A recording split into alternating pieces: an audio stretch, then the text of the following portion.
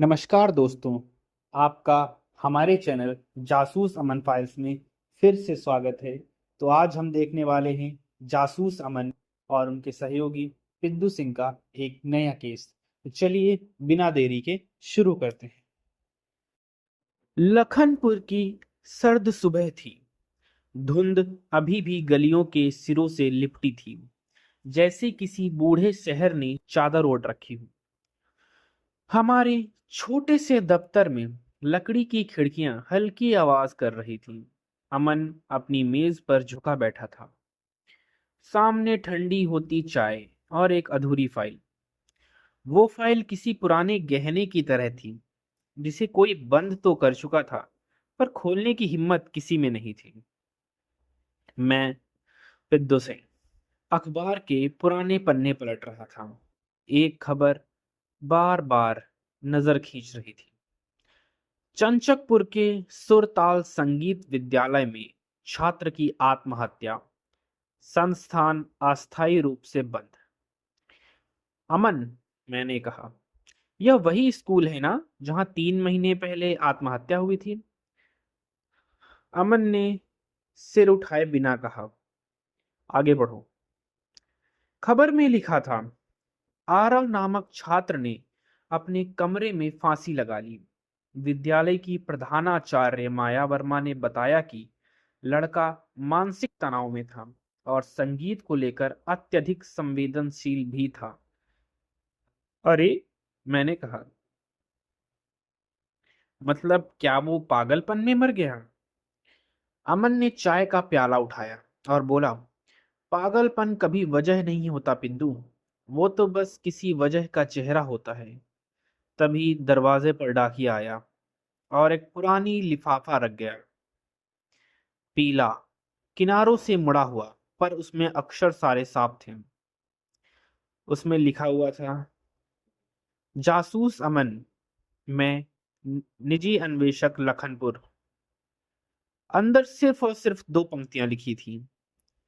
मेरे बेटे की मौत को सबने आत्महत्या कहा, पर मैं जानती हूं कि वो किसी ने बजाया था। नीचे लिखा हुआ था, माया वर्मा, प्राचार्य, सुरताल संगीत विद्यालय, चंचकपुर।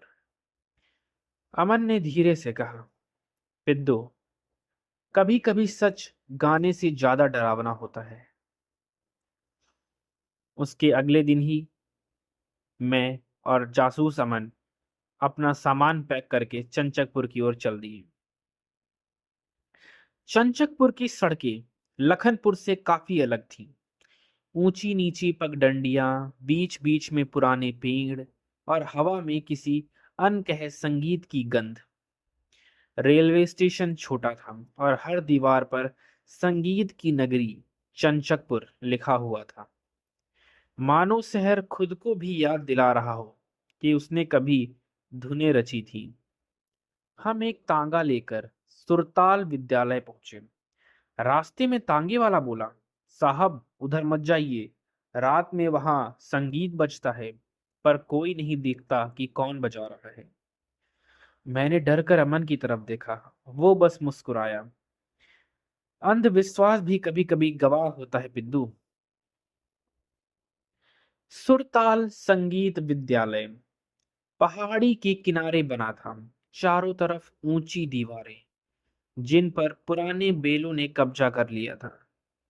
मुख्य गेट पर लकड़ी का बोर्ड टेढ़ा लटक रहा था, सुरताल संगीत विद्यालय, स्थापना 1949। अंदर घुसते ही ठंडी हवा ने चेहरा छुआ। कहीं से कोई स्वर नहीं, सिर्फ हवा में हल्की सी सारे गा जैसी गूंज, इतनी हल्की कि यकीन ही ना हो कि सुनी। माया वर्मा हमें बरामदे में मिली। करीब 55 साल की होंगी, सफेद साड़ी में सधी हुई गरिमा, पर आंखों में एक ऐसा दर्द जो वक्त नहीं छुपा सका। अमन बाबू, उन्होंने कहा। हाँ, अमन ने जवाब दिया, आपकी चिट्ठी ने ही बुलाया है। वो बोली, मैंने पुलिस को सब बताया, पर उन्होंने कहा पागलपन और संगीत का मेल खतरनाक होता है। पर मेरा आरव पागल नहीं था, वो बस कुछ अलग सुनता था। जासूस अमन ने पूछा, क्या? वो बोली, दीवारें। उन्होंने हमें आरव का कमरा दिखाया। लकड़ी का दरवाजा बंद था, जिस पर अभी भी धुंधले सुर बने हुए थे, जैसे किसी ने उंगलियों से सारे गा मा लिखा हो। कमरा छोटा था। कोने में टूटी हुई तानपुरा, टेबल पर धूल से ढकी नोटबुक, और दीवार के बीच में एक दाग जो देखने से स्याही जैसा था, पर भीतर तक गाढ़ा। अमन झुका। उसने उस दाग पर उंगलियां रखी और फिर बहुत धीरे से बोला, यह खून नहीं, यह तो बस लोहे का जंग है। किसी की बंदिश को दबाया गया था। माया वर्मा बोली, उस रात यहां राग मल्हार बज रहा था। फिर अचानक रुक गया और आरव नहीं रहा। अमन ने कमरे में टहलना शुरू किया। वो हमेशा की तरह बहुत धीरे चलता था, जैसे जमीन पर चलते हुए भी ध्वनि की नब्ज टटोलता हो। दीवारें मोटी थी, पर सीलन में आवाज अटक जाती है। उसने कहा, पिद्दू, ध्यान दो, हर आवाज यहां लौट कर 2 बार आती है। मतलब यह इमारत खुद एक रेजोनेटिंग चैम्बर है। मैंने पूछा, तो जो लोग कहते हैं कि राग गूंजता है, वो भ्रम नहीं? भ्रम हो भी सकता है, पर प्राकृतिक नहीं। किसी ने इसे बनाया है, जैसे संगीत की यादों को कैद करने के लिए। शाम को हम माया वर्मा के घर लौटे। उन्होंने पुराने रिकॉर्ड्स निकाले, आरव के संगीत के। पुरानी टेप रील जिन पर लिखा था, आरव, प्रयोग राग मल्हार, तिथि 14 जून। अमन ने पूछा, उसके प्रयोग का क्या मतलब है? वो कहता था कि संगीत आत्मा से बात कर सकता है। वो अपनी तानपुरा के सामने बैठता और कहता, आज सुर मुझे जवाब देंगे। माया जी ने कहा। मैंने धीरे से कहा, क्या कभी दिया? वो बोली, वही तो। उस रात उसने कहा था, माँ, आज दीवारों ने जवाब दिया। अमन ने तय किया कि हम उसी कमरे में रात बिताएंगे। माया ने बहुत मना किया, पर जासूस अमन नहीं माना। माया ने कहा, रात में वो राग अपने आप बजता है साहब। अमन ने बस मुस्कुरा दिया और बोला, फिर तो देखना और जरूरी है माया जी। रात करीब 12 बजकर 15 मिनट पर, जब हवा बिल्कुल थम गई थी, एक हल्की सी तानपुरा की झंकार सुनाई दी। फिर धीरे धीरे सुर उभरे, सारे गा पा, और फिर मा पा गा रे सा। ये आवाज दीवारों के भीतर से आ रही, जैसे किसी ने वहां धुन दफन कर दी हो। मैंने कांपते हुए कहा, अमन, ये भूत है क्या? वो बोला, नहीं, ये अपराध है, जो अब भी दोहराया जा रहा है। अमन ने मोमबत्ती उठाई और दीवार के पास ले गया। उसने कहा, देखो, यहाँ की सीलन और रंग में फर्क है। यह हिस्सा कभी खोला गया है। उसने धीरे से चाकू से दीवार की प्लास्टर हटाई। अंदर एक छोटा सा खाली कोना निकला, जिसमें रखी थी एक पुरानी टेप रिकॉर्डर मशीन, और उसके पास एक म्यूजिक नोटबुक। अमन ने उस टेप को चलाया। पहले तो उसमें से बिल्कुल आवाज नहीं आई, लेकिन फिर वही राग। पर बीच में एक आदमी की आवाज भी थी। वो बोल रहा था, रुको आ रहा हूं, इतना गहराई में मत जाओ, संगीत लौटेगा नहीं। फिर झटका, चीख और खामोशी। मन ने कहा, यह आवाज किसी और की है, शायद किसी अध्यापक की। सुबह होते ही इंस्पेक्टर शुक्ला भी वहां पहुंचे। अरे अमन, तुम्हें यहां भी शांति नहीं मिली? अमन बोला, शांति? ये जगह तो खुद आवाजों की जेल है। शुक्ला ने दीवार देखी, फिर बोला, तुम्हारा मतलब है किसी ने जानबूझकर टेप छिपाई है? अमन ने कहा, हाँ, और उसे छिपाने वाला चाहता था कि लोग राग को दोष दें, अपराधी को नहीं। अगले दिन माया ने हमें एक महिला से मिलवाया। ये समीरा घोष हैं, विद्यालय में आरव की संगीत शिक्षिका। समीरा की आवाज में एक अलग ही ठंडक थी। उसने कहा, आरव प्रतिभाशाली था, पर हद से ज्यादा संवेदनशील। संगीत में भी सीमाएं होती हैं। अमन ने पूछा, क्या आपने उसे कभी रोका नहीं? समीरा ने जवाब दिया, हाँ, मैंने उसे कई बार रोका, क्योंकि वो कहता था कि राग उसे जवाब देता है। ये बात मुझे थोड़ी खतरनाक लगती थी। जासूस अमन ने कहा, खतरनाक या ईर्ष्याजनक? समीरा ने आंखें उठाई। उसकी आंखों में गुस्सा अलग ही झलक रहा था, पर उसने कुछ कहा नहीं। उस दिन शाम को लौटते वक्त अमन ने मुझसे कहा, पिद्दू, मैंने आरव की नोटबुक पढ़ी है। वो जो राग बजाता था, उसमें एक पैटर्न है। हर बार वही तीन सुर दोहराए जाते हैं। तो मैंने पूछा, तो यह राग नहीं, संदेश है। वो किसी को कुछ बताना चाहता था। मैंने पूछा, क्या? अमन ने दीवार की तरफ देखा। वहां अब भी नम निशान थे। शायद, उसने कहा, दीवारें अब भी बोल रही हैं, बस हमें उनकी भाषा समझनी है। अगली सुबह सूरज नहीं निकला था।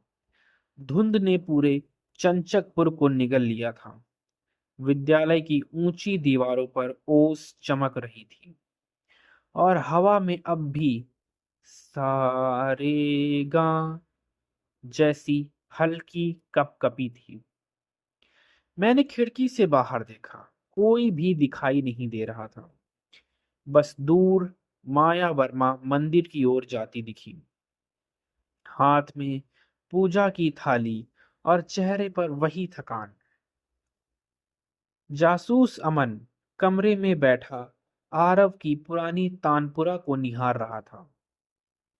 उसने कहा, पिद्दू, यह तानपुरा बड़ा अजीब है। इसकी दो तारें एकदम नई हैं, जबकि बाकी सारी तारें पुरानी हैं। मतलब? मतलब किसी ने आरव की मौत के बाद भी इसे छुआ है। माया ने हमें आरव की डायरी दी है, जिसमें धूल भरी पड़ी है, पर पन्नों पर संगीत की लय है। पहले कुछ पन्नों में रागों के नोट्स, फिर बीच में एक अजीब सी बात। हर दीवार में एक ताल छिपी है। अगर सही सुर लगाओ तो वो जवाब देती है। अमन ने पन्ना पलटा। आखिरी पन्ने पर लिखा हुआ था, आज समीरा दीदी ने कहा कि मैं रुक जाऊं, पर राग तो मुझसे खुद बजता है। शायद आज दीवार मुझे जवाब देगी। मैंने कहा, समीरा, वही शिक्षिका? अमन ने धीरे से सिर हिलाया। हाँ, वही जो कहती थी कि संगीत में भी सीमाएं होती हैं। मुझे लगता है वो सीमाएं उसी ने बनाई हैं। अमन ने दीवारों पर थपकी दी, धीरे धीरे, एक क्रम में। हर आवाज अलग थी, कहीं भारी, कहीं खोखली। वो बोला, यह कमरा एक एकाउस्टिक ट्रैप है। यहाँ दीवारें इस तरह बनी हैं कि आवाज फंस जाती है और कुछ सुर खास गूंज पैदा करते हैं। तो आरव का दीवार जवाब देती है वाला मतलब यही था, मैंने कहा। शायद, अमन बोला। पर सवाल यह है कि ये ट्रैप किसने बनाया? एक छात्र ने, या किसी ने उसके दिमाग में यह जाल बिछाया था? दोपहर में इंस्पेक्टर शुक्ला आए। उनके पास एक पुरानी रिपोर्ट थी, आरव की पोस्टमार्टम रिपोर्ट। देखो अमन, उसने कहा, गले पर निशान है, लेकिन रस्सी नहीं मिली। और सबसे अजीब, उंगलियों में लोहा और चूना लगा था, जैसे उसने खुद कोई दीवार छुई हो। अमन बोला, मतलब आरव ने मौत से पहले कुछ लिखने या छूने की कोशिश की थी। हाँ, हो सकता है, लेकिन ऐसा कुछ भी नहीं मिला हमें। अमन ने कहा, कभी कभी जवाब मिटाया नहीं जाता, बस दीवारों के भीतर दगे धकेल दिया जाता है।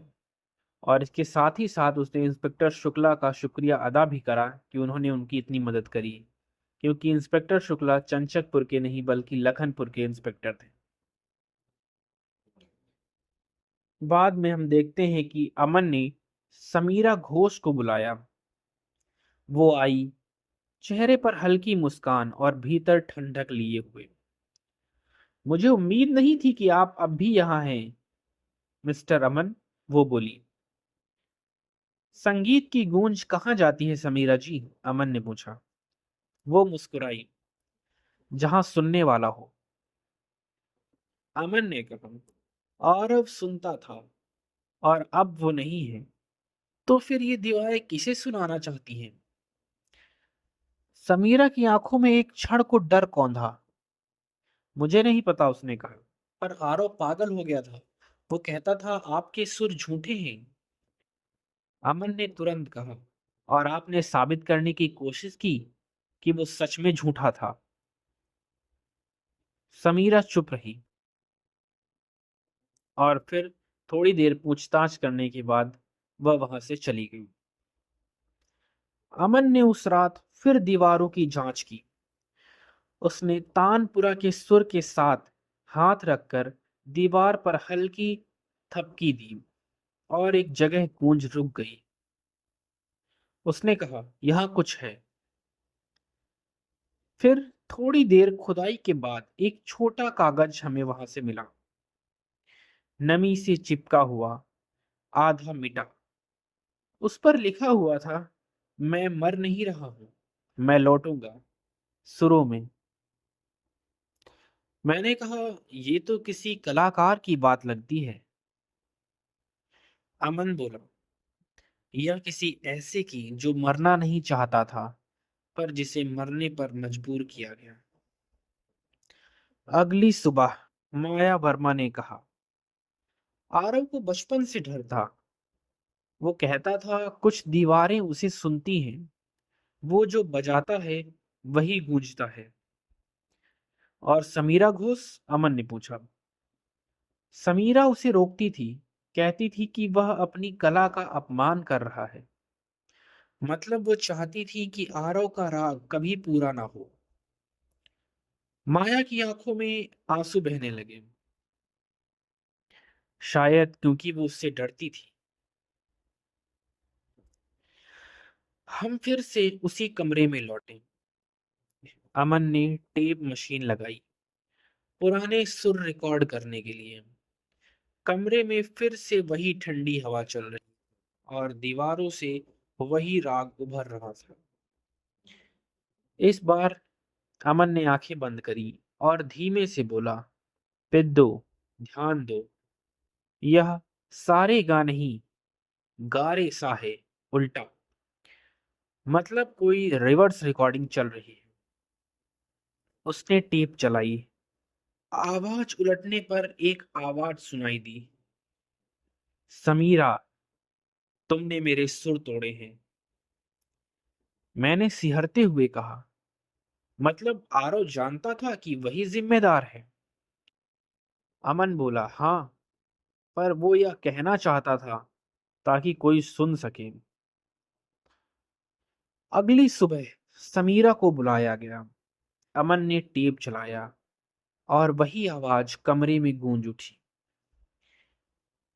वो कुछ देर चुप रही और फिर बोली, वो मेरा सबसे अच्छा छात्र था, पर उसने मुझे ठुकरा दिया। वो कहता था संगीत पवित्र है, उसे मनुष्य की सीमाएं नहीं बांध सकती, और मैंने उसे साबित किया कि वह गलत था। कैसे? अमन ने पूछा। मैंने उसकी दीवारों में उसका राग कैद कर दिया। वो राग अब मेरा है। अमन बोला, फिर तो तुमने उसे मरते देखा? वो कांप गई और बोली, मैंने नहीं मारा, वो खुद चला गया। पर अब वो भी बचता है। अमन बोला, पिद्दू, यह आत्महत्या नहीं, यह मनोवैज्ञानिक हत्या है, जहां इंसान को उसकी कला के विरुद्ध कर दिया गया। मैंने पूछा, मतलब?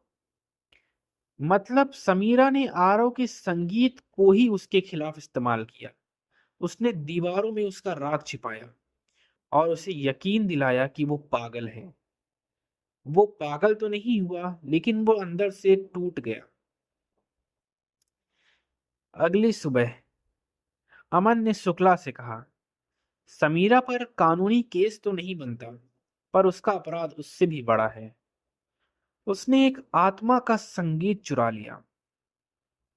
माया ने पूछा, क्या अब वो राग रुक जाएगा? अमन ने कहा, शायद नहीं, क्योंकि अपराध कभी पूरा तरह नहीं मरता। वो बस गूंजता रहता है, दीवारों में, यादों में, और कभी कभी संगीत में।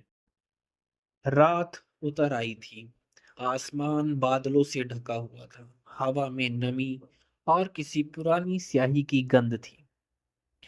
अमन उस कमरे में अकेला बैठा था जहां आरव ने अपनी आखिरी रात बिताई थी।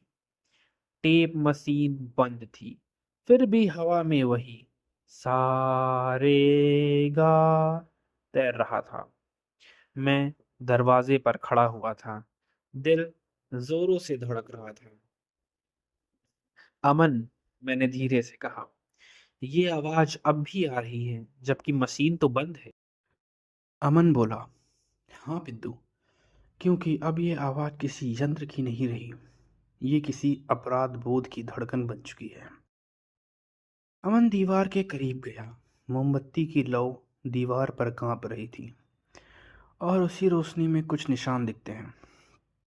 देखो, उसने कहा, यहाँ सुर नहीं है, ये उंगलियों के निशान हैं। किसी ने इन दीवारों पर बजाने की कोशिश की थी। आरव? नहीं, अमन बोला, किसी ने बाद में। ये निशान ताजा है, मतलब कोई अब भी हर रात ये राग पूरा करने आता है। कौन? मैं डरते हुए पूछा। अमन बोला, वही जिसने इसे अधूरा छोड़ा था, समीरा। रात के करीब 12 बज चुके थे। हमने हल्के कदमों की आहट सुनी। अमन ने इशारा किया। दीवार की दरार के पार किसी राग की परछाई झिलमिला रही थी। समीरा कमरे में आई, सफेद साड़ी, खुले बाल और हाथ में वही तानपुरा। वो दीवार के सामने बैठी, आंखें बंद की और वही राग बजाने लगी, धीरे धीरे टूटते हुए सुरों में। अमन बोला, पिद्दू, यह अपराध का पुनरावृत्ति है। वो राग जो अधूरा रह गया था अब भी उसके भीतर जीवित है, और वो उसे मार नहीं पा रही। अमन आगे बढ़ा। समीरा, उसने कहा, रागों को कैद नहीं किया जाता। तुमने दीवारों को गवाह बना दिया। अब वही तुम्हारा सच गा रही हैं। वो कांप गई। मैंने कुछ नहीं किया, मैं बस उसे सुधारना चाहती थी। नहीं, अमन बोला, तुम उसे मिटाना चाहती थी। आरव तुम्हारी काबिलियत से आगे जा रहा था और तुम चाहती थी कि इतिहास में उसका नाम न रहे। पर तुम भूल गई, संगीत को दबाया नहीं जा सकता, वो दीवारों में भी गूंजता है। वो रो पड़ी। मैं उसे सिर्फ रुकवाना चाहती थी अमन, बस एक रात के लिए। और वही रात उसकी आखिरी रात साबित हुई। अचानक कमरे में हवा भर गई। तानपुरा की तारें अपने आप झंझना उठी। मोमबत्ती बुझी नहीं, पर लौ काली पड़ गई। समीरा कांपने लगी। ये ये कौन बजा रहा है? अमन ने कहा, संगीत लौट आया है समीरा। जिस राग को तुमने अधूरा छोड़ा, वो अब तुम्हें पूरा करने बुला रहा है। वो घुटनों के बल गिर गई। रुक जाओ आरव, मुझे माफ कर दो। पर दीवारों से वही उल्टा राग गूंजा, गा रे सा। और हर बार के साथ दीवारों की सीलन टूटने लगी। शोर सुनकर माया वर्मा कमरे में पहुंची। समीरा अब भी दीवार से लिपटी थी, हाथ में तानपुरा और आंखों में भय। अमन ने माया की ओर देखा। आपका बेटा मर नहीं गया माया जी, वो बस अधूरा रह गया था। और जब तक यह राग पूरा नहीं होगा, उसकी गूंज नहीं रुकेगी। माया ने धीमे स्वर में कहा, तो इसे कौन पूरा करेगा? अमन ने जवाब दिया, वही जिसने इसे तोड़ा था। समीरा ने कांपते हाथों से तानपुरा उठाया। धीरे धीरे सुर लगाए। इस बार कोई त्रुटि नहीं, कोई झिझक नहीं। सा रे गा मा पा धा नी सा। जैसे जैसे सुर पूरे होते गए, दीवारों की गूंज धीमी पड़ती गई। कमरे की हवा साफ होने लगी और अंत में सिर्फ एक लंबा स्थिर सा बचा रहा, शांत, गहरा, मुक्त। समीरा की आंखें बंद थीं। आंसू उसके चेहरे पर बह रहे थे और उसने कहा, अब वो चला गया, हमेशा के लिए। अमन बोला, नहीं, अब वो यहीं रहेगा, इस राग में जो पूरा हो चुका है। कुछ देर बाद सुबह की रोशनी कमरे में दाखिल हुई। दीवारें अब गूंज नहीं रही थी, बस चुप थीं, जैसे किसी अपराध ने आखिरकार विश्राम पा लिया हो। शुक्ला ने पूछा, तो ये मामला खत्म? अमन ने कहा, मामला नहीं शुक्ला, यह एक शोक गीत था, जहां अपराधी और पीड़ित दोनों संगीत थे। मैंने कहा, और वो गूंज? अमन ने मुस्कुराकर कहा, गूंज कभी मरती नहीं पिद्दू, वो बस दिशा बदल लेती है। अब यह गूंज इंसाफ की है। अब हम समाप्ति की ओर बढ़ते हैं। और अमन कहता है, कभी कभी इंसान दीवारों को कैद कर देता है, लेकिन दीवारें उसके अपराध की आवाज़ बन जाती हैं, और जब वो आवाज़ लौटती है तो उसे गूंज नहीं, सजा कहा जाता है। लाइन बाई जासूस अमन। अब इस किस्से को बीते हुए कुछ महीने हो चुके थे। लखनपुर की गर्मियों की दोपहर थी। हमारे दफ्तर की खिड़की खुली हुई थी और बाहर से ठंडी हवा नहीं, धूल आ रही थी। अमन अपनी कुर्सी पर झुका था, सामने फाइलों का छोटा पहाड़, पर उसकी निगाह किसी पर नहीं टिक रही थी। मैंने कहा, लगता है आज कोई केस नहीं मिला। वो मुस्कुराया, कभी कभी रहस्य नहीं, उनकी गूंज लौटती है पिद्दू। मैंने हंसकर कहा, मतलब? फिर कोई दीवार बोलने लगी। अमन ने जेब से एक छोटा सा रेडियो निकाला, पुराना, टेढ़ा एंटीना वाला। उसने कहा, आज सुबह यह पार्सल आया था, भेजने वाला कोई नहीं, अंदर सिर्फ यह रेडियो था और एक नोट। उसने वह नोट मुझे दिया। मैंने नोट पढ़ा और उसमें लिखा था, उस राग को याद है जो कभी नहीं रुका था, अब वह किसी और शहर में बजता है। मैंने हंसने की कोशिश की, लगता है किसी मजाकिया ने भेजा होगा। अमन ने रेडियो चालू किया।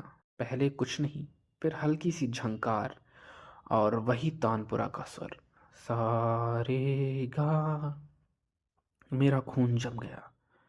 मैंने फुसफुसाया, ये ये तो वही राग है ना? अमन बोला, राग नहीं, गूंज है, और गूंजें कभी नहीं मरती। वो खिड़की की तरफ गया जहाँ हवा अब भी गर्म थी, पर कहीं दूर से वही सुर लौट रहे थे, धीमे, टूटते हुए, जैसे किसी पुरानी दीवार ने फिर से सांस ली हो। तो और तभी अमन कहता है, हर रहस्य के बाद एक गूंज बचती है, और वही गूंज हमें अगले रहस्य तक ले जाती है। दोस्तों, ये कहानी यहीं तक थी। ये कहानी यहाँ तक सुनने के लिए आपका धन्यवाद। हमारे चैनल पर हर रात एक नई कहानी आ जाती है, उसे भी सुनें। और आप हमारे चैनल को सब्सक्राइब करें, वीडियो लाइक करें। और यहाँ तक कहानी सुनने के लिए आपका धन्यवाद। शुभ रात्रि।